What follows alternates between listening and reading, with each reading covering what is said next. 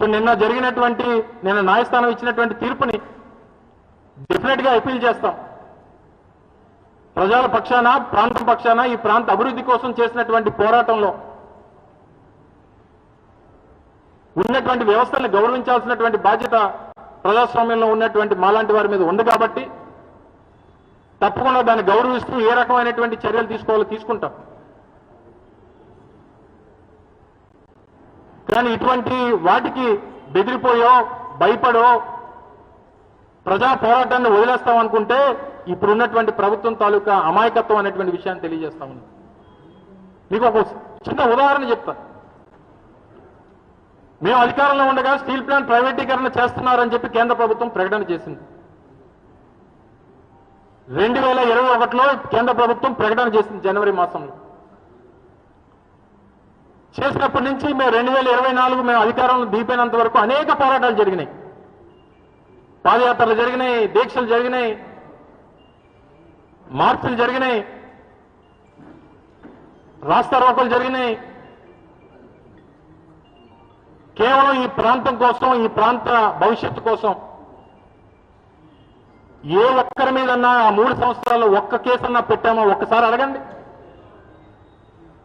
ఏ ఒక్క కార్మికుడి మీదైనా, ఏ ఒక్క ఉద్యమకారుడి మీదైనా, ఏ ఒక్క రాజకీయ పార్టీ మీదైనా, ఎవరి మీదన్నా ఒక్క కేసన్నా వైఎస్ఆర్ కాంగ్రెస్ పార్టీ ప్రభుత్వంలో పెట్టామో చెప్పానండి. అది మా పార్టీ, మా ప్రభుత్వం తాలూకు చిత్తశుద్ధి ఆ రోజు.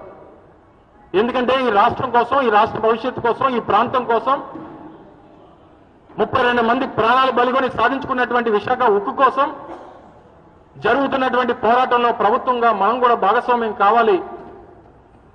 కేంద్ర ప్రభుత్వాన్ని మీద ఒత్తిడి తీసుకొచ్చేటువంటి దాంట్లో మన పాత్ర కూడా ఉండాలి అని చెప్పి ఆ రోజు మా ప్రభుత్వం ఆలోచన చేసింది. ఆ పోరాటంలో భాగస్వాములయ్యాం. ఆ రోజు నేను చేసినటువంటి దీక్ష కూడా రాష్ట్రం కోసమే, ఈ ప్రాంతం కోసమే, ఈ ప్రాంతానికి ఇచ్చినటువంటి హామీ కోసమే, ఈ ప్రాంతంలో ఉన్నటువంటి 5 దశాబ్దాల కళ కోసమే మేము కూడా పోరాటం చేశాం. కానీ ఆ రోజు మా మీద అక్రమంగా కేసులు పెట్టారు. ఆ కేసులు పడినటువంటి శిక్ష 6 నెలల జైలు శిక్ష. కానీ ఆ రోజు అదే వేదిక మీద నేను చెప్పా, తర్వాత జరిగినటువంటి అనకాపల్లి నుంచి మొదలైనటువంటి పాదయాత్రలో చెప్పా, రాష్ట్ర నాయకులందరి సమక్షంలో చెప్పా, రాష్ట్ర ప్రజలను ఉద్దేశించి చెప్పా, ఈ ప్రాంత ప్రజలను ఉద్దేశించి చెప్పా, విశాఖ కేంద్రంగా రైల్వే జోన్ సాధించుకునేటువంటి దానికోసం రైలు పట్టాల మీద నా తలకాయ పెట్టైనా సరే ఈ ప్రాంతానికి రైల్వే జోన్ సాధిస్తామనేటువంటి విషయాన్ని చెప్పడం జరిగింది. ఆ రకంగానే సాధించుకున్నాం. ఇదేదో నా ఇంట్లో కోసమో, నా కుటుంబ సభ్యుల కోసమో, నా రాజకీయ పార్టీ కోసం చేసినటువంటి పోరాటం కాదు. ఈ ప్రాంతం కోసం, ఈ ప్రాంత భవిష్యత్తు కోసం, ఈ ప్రాంతంలో ఉన్నటువంటి నిరుద్యోగ యువత కోసం, ఉద్యోగాల కోసం ఇతర రాష్ట్రాలు వెళ్తుంటే వాళ్ళని ఏ రకంగా మన కురవాళ్ళని, మన యువకుల్ని ఇబ్బందులు పెడతా ఉన్నారో చూసినటువంటి వ్యక్తిగా, జోన్ వస్తే ఆర్ఆర్బీ ఏర్పాటు అవుతుంది, ఇక్కడే మన వాళ్ళు పరీక్షలు రాయొచ్చు, వారికి ఏ రకమైనటువంటి ఇబ్బందులు ఉండవు అన్నటువంటి ఆలోచనతో చేసినటువంటి పోరాటాలు. ఈ ఒక్కటే కాదు, రానటువంటి కాలంలో ఈ ప్రభుత్వం మీద, కేంద్ర ప్రభుత్వం మీద చేయాల్సినటువంటి పోరాటాలు చాలా ఉన్నాయి. ఏం జరిగినా, ఏం చేసినా, మీరు వ్యవస్థల్ని ఏ రకంగా మేనేజ్ చేసినా, ఏ రకంగా మమ్మల్ని ఇబ్బంది పెట్టాలని చెప్పి చూసినా మా పోరాటంలో ముందడుగు అనేటువంటిది ఆగదు అనేటువంటి విషయాన్ని కూడా ఈ సందర్భంగా తెలియజేస్తాం. చంద్రబాబు నాయుడు గారు మీ తాలూకా మైండ్ సెట్ని, మీ రెడ్ బుక్ రాజ్యాంగాన్ని, మీ తాలూకా ఆలోచన విధానాన్ని మార్చుకోండి. రాష్ట్రానికి ముఖ్యమంత్రి అంటే ఒక 28 గ్రామాలకో, ఒక ప్రాంతానికో ముఖ్యమంత్రి కాదు. రాష్ట్రంలో ఉన్నటువంటి 26 జిల్లాలకి, అన్ని ప్రాంతాలకి మీరు ముఖ్యమంత్రి అనేటువంటి విషయాన్ని గుర్తుపెట్టుకోండి. అన్ని ప్రాంతాలు అభివృద్ధి చేయాల్సినటువంటి బాధ్యత మీ మీద ఉందనేటువంటి గుర్తుపెట్టుకోండి. ఇది మీ కుటుంబ వ్యవహారం కాదు, మీ రాజకీయ పార్టీ వ్యవహారం కాదు. ఈ రాష్ట్రంలో ఉన్నటువంటి 5 కోట్ల మంది ప్రజల తాలూకా భవిష్యత్తు మిమ్మల్ని నమ్మి మీ చేతిలో పెట్టారు. మొన్న ఎన్నికల్లో మీరు మోసం చేస్తారని తెలిసి నమ్మి కూడా మీకు ఓటేశారు. మళ్ళీ మోసపోయారు, 4వసారి మోసపోయారు. ఇప్పటికన్నా మీ పద్ధతి మార్చుకొని రాష్ట్ర ప్రయోజనాలు, ప్రాంతాల అభివృద్ధి, ఈ ప్రాంతాల తాలూకా భవిష్యత్తు గురించి, వెనుకబడినటువంటి రాయలసీమ, ఉత్తరాంధ్ర ప్రాంతాల గురించి దయచేసి ఆలోచన చేయండి. ఈ ప్రాంతాల తాలూకా ప్రజలు, యువత నష్టపోతున్నటువంటి వ్యవహారాలన్నీ గుర్తుపెట్టుకోండి. ఇప్పటికన్నా మా తాలూకా డిమాండ్ వైఎస్ఆర్ కాంగ్రెస్ పార్టీది కేకే లైన్ ఏదైతే ఉందో, నిన్న మంత్రి గారు మాట్లాడుతూ ఉన్నారు, శ్రీకాకుళంలో 7 రైల్వే స్టేషన్ని సౌత్ కోస్ట్ రైల్వే పరిధిలోకి తీసుకొచ్చాం. రైల్వే స్టేషన్ తీసుకునే తప్పలేదు. ఆదాయాన్ని ఇచ్చేటువంటి కేకే లైన్ వదిలేసి ఆ రైల్వే స్టేషన్ ఈ రైల్వే స్టేషన్ తీసుకొస్తానంటే కుదరదు.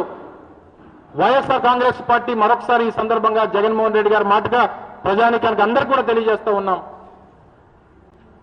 సౌత్ కోస్ట్ రైల్వే జోన్ ఏర్పాటులో భాగంగా వాల్టేర్ డివిజన్ లో ఉన్నటువంటి కేకే లైన్ సాధించుకునేటువంటి దిశగా వైఎస్ఆర్ కాంగ్రెస్ పార్టీ పోరాటం ఉంటది అనేటువంటి విషయాన్ని మరొకసారి మీ ద్వారా తెలియజేసుకుంటూ, గడిచినటువంటి 24 గంటలుగా ఏదైతే కోర్టు తీర్పునిచ్చిన దగ్గర నుంచి రాష్ట్ర వ్యాప్తంగా పెద్ద ఎత్తున పార్టీ, మా నాయకత్వం కానీ మా కార్యకర్తలు గారి చూపించినటువంటి అభిమానానికి హృదయపూర్వకంగా వారికి ధన్యవాదాలు తెలియజేసుకుంటూ, తప్పకుండా మన పోరాటంలో మా అందరూ కలిసే ఉంటాం అనేటువంటి మాట వారు చెప్పినందుకు వారందరికీ కూడా హృదయపూర్వకంగా ధన్యవాదాలు తెలియజేసుకుంటూ, ఇటువంటి పోరాటంలో జగన్మోహన్ రెడ్డి గారి నాయకత్వంలో ఇటువంటి పోరాటం చేసేటువంటి దిశగా నన్ను వెన్నుతట్టి ముందుకు నడిపినటువంటి జగన్మోహన్ రెడ్డి గారికి మరొకసారి హృదయపూర్వకంగా ఈ సందర్భంగా ధన్యవాదాలు తెలియజేసుకుంటూ ఉన్నా. Thank you.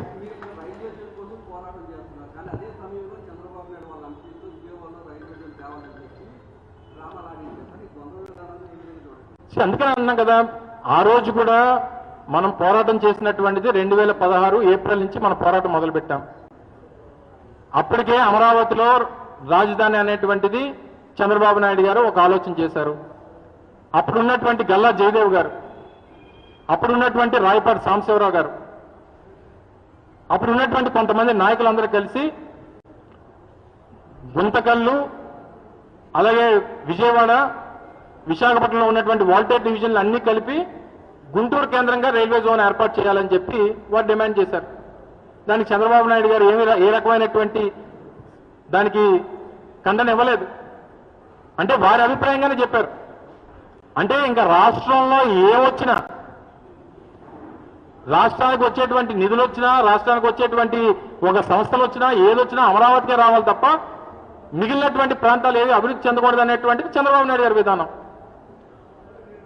చివరికి ఎక్కడన్నా పిడుగుపడినా అది అమరావతిలోనే పడాలి తప్ప ఇంకెక్కడ పడడానికి వీల్లేదనేటువంటి అభిప్రాయం ఉంది చంద్రబాబు నాయుడు గారు. అంటే దాంతో అంత పెనవేసుకుపోయాడు ఆయన చంద్రబాబు నాయుడు గారు. సో దయచేసి అమరావతి మీద ప్రేమని కాస్త తగ్గించి ఆ ప్రేమను మిగిలినటువంటి ప్రాంతాలకు పంచమని రాష్ట్ర ప్రజలందరూ కూడా కోరుతా ఉన్నారు.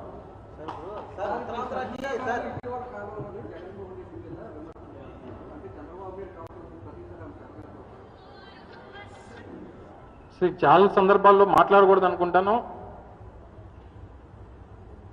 అయినప్పటికీ వారు మాట్లాడినటువంటి తీరు చూసిన తర్వాత షర్మిలమ్మ గారు ఏంటంటే చంద్రబాబు నాయుడు గారి గూట్లో చిలకైపోయారు. ఇప్పుడు వారిది కాంగ్రెస్ పార్టీ భావ సారూప్యత విధానాలు కాదు ఆవిడవి. షర్మిలమ్మ గారివి బాబు సారూప్యత విధానాలు ఇప్పుడంతా. అంటే బాబు గారు ఏమనుకుంటే, చంద్రబాబు నాయుడు గారు ఏం చెప్తే, చివరికి అన్న మీద విమర్శ చేయడానికి కూడా వెనకాడినటువంటి పరిస్థితుల్లో వారు ఉన్నారు. దానికి మేము బాధపడగలం, తిరిగి వారికి సమాధానం చెప్పగలం తప్ప వారే తెలుసుకోవాలి. అంటే కనీసం మనం చేస్తున్నటువంటి విమర్శ కరెక్టా కాదా, మనం చేస్తున్నటువంటిది మాట్లాడేటువంటి మాట నిజమా కాదా. చంద్రబాబు నాయుడు గారి ఇంటి నుంచి స్క్రిప్ట్ వస్తుంది, వారు మాట్లాడతారు. ఎప్పుడైతే చంద్రబాబు నాయుడు గారికి రాజకీయంగా ఇబ్బంది ఉంటుందో, ఇబ్బంది ఉన్నప్పుడల్లా షర్మిలమ్మ గారు బయటకు వస్తారు. సో దయచేసి అది మానుకోమని చెప్పి, రాజశేఖర రెడ్డి గారి బిడ్డగా ఆ విశ్వసనీయతని కాపాడుకోమని చెప్పి వైఎస్ఆర్ కాంగ్రెస్ పార్టీ నాయకత్వం తరఫున, మా కార్యకర్తల తరఫున వారికి ఒక సలహాగా ఈ సందర్భంగా తెలియజేస్తాం. సార్, ఇప్పుడు ghost capital Amaravati ghost capital గా మిగిలిపోతుంది అంటున్నారు కదా, అంటే ఇండైరెక్ట్ గా హింట్ ఇస్తున్నారా మేము వస్తే దాన్ని గోస్ట్ క్యాపిటల్ చేస్తామని? మేము చాలా క్లియర్ గా చెప్పాం. మా తాలూకు ప్లాన్ బి కూడా చెప్పాం. విజయవాడ, గుంటూరు, మచిలీపట్నం 3 ప్రాంతాల్లో దాదాపు 35 లక్షల మంది జనాభా ఉన్నారు. ఎప్పుడన్నా సరే ఒక నగరం నిర్మాణం జరగాలంటే అది ప్రజల చేత జరగాలి తప్ప ప్రభుత్వాలు నగరాలు నిర్మించలేవు. దానికి కావాల్సినటువంటి ఇన్ఫ్రాస్ట్రక్చర్ ఇవ్వగలవు, కావాల్సినటువంటి కరెంట్ ఇవ్వగలదు, కావాలంటే వాటర్ ఇవ్వగలదు. నగరాల నిర్మాణం అనేటువంటిది ఏ ప్రభుత్వం వల్ల సాధ్యం కాలేదు. ప్రపంచవ్యాప్తంగా మీరు ఏదైనా చూడండి, అక్కడ ఉన్నటువంటి జియోగ్రఫికల్ కండిషన్స్, ఎకనామిక్ సిచ్యువేషన్స్, అక్కడ ఉన్నటువంటి ఇన్ఫ్రాస్ట్రక్చరు, అక్కడ ఉన్నటువంటి ప్రజల తాలూకా మేధా సంపత్తి, ఇవన్నిటి మీద ఆధారపడి పెరిగినటువంటి నగరాలే తప్ప ఒక ప్రభుత్వంగా ఈ నగరాన్ని నిర్మించి ఇది విజయవంతం సాధించింది అన్నటువంటి ఒక్క నగరాన్ని మీ ప్రపంచంలో చూపించండి. చూపించలేము మనం. ఈరోజు హైదరాబాద్ లాంటి నగరం కూడా ఈరోజు ఇప్పటికిప్పుడు డెవలప్ అయిపోయింది కాదు, 400 సంవత్సరాలు పట్టింది. సో దయచేసి మేము అనేది ఏంటంటే అన్ని ప్రాంతాలు సమానంగా చూస్తూ ఖర్చు పెట్టాల్సినంత ఖర్చు పెట్టి, జగన్మోహన్ రెడ్డి గారు చెప్పినటువంటి మచిలీపట్నం, విజయవాడ, గుంటూరులో మీరు చెప్పినటువంటి 2 లక్షల కోట్ల 10% ఖర్చు పెడితే చాలు. 20,000 కోట్ల రూపాయలు ఖర్చు పెడితే ఈ ప్రాంతం అభివృద్ధి చెందుతుంది. ఇన్ని లక్షల కోట్లు ఏంటి? 300 అడుగులు డెప్త్లో పునాదులు తీయడం ఏంటి? 6 నెలలకు ఒకసారి అది మునిగిపోవడం ఏంటి? మునిగిపోయినటువంటి ఆ నిండిపోయినటువంటి నీరుకి మళ్ళీ ఎత్తిపోతల ద్వారా మళ్ళీ తోడి మళ్ళీ కృష్ణానదిలో పోయడం ఏంటి? అడుగుకి 14,000 రూపాయలు ఎస్ఎఫ్టీ ఖర్చు ఇక్కడ. దేశంలో ఎక్కడా లేనటువంటి ఖర్చు అక్కడే ఎందుకు అవుతుంది? అత్యంత ఖరీదైనటువంటి నగరాలు ఢిల్లీ, ముంబై లాంటి నగరాలు, అక్కడ 4,000 రూపాయలకు అడుగు నిర్మాణం జరుగుతూ ఉంటే ఇక్కడ 14,000 ఏంటి? ఇవన్నీ అనేక ప్రశ్నలు ఉన్నాయి ప్రజలకి. సో దయచేసి ఇవన్నీ గమనించమని, లేదు చంద్రబాబు నాయుడు గారిని 5 సంవత్సరాల్లో 2 లక్షల కోట్లు ఖర్చు పెట్టి మనండి అమరావతిలో ఖర్చు పెట్టేసి ఇంకో నిర్మాణం చేస్తాను అయిపోయిందని చెప్పమని మీరు అన్నట్టే అదే మా నాయకుడితో మాట్లాడుకుంటాం మేము.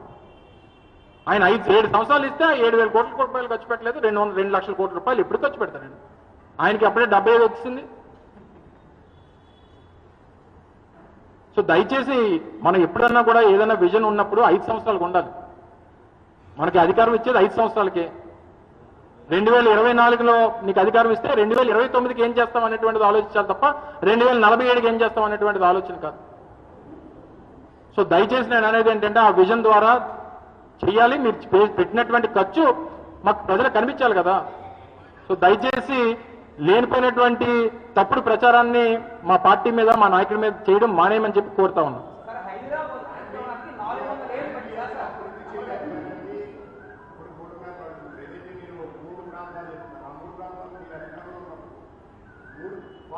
మచిలీపట్నంలో పోర్ట్ నిర్మాణం ఎవరు చేశారండి?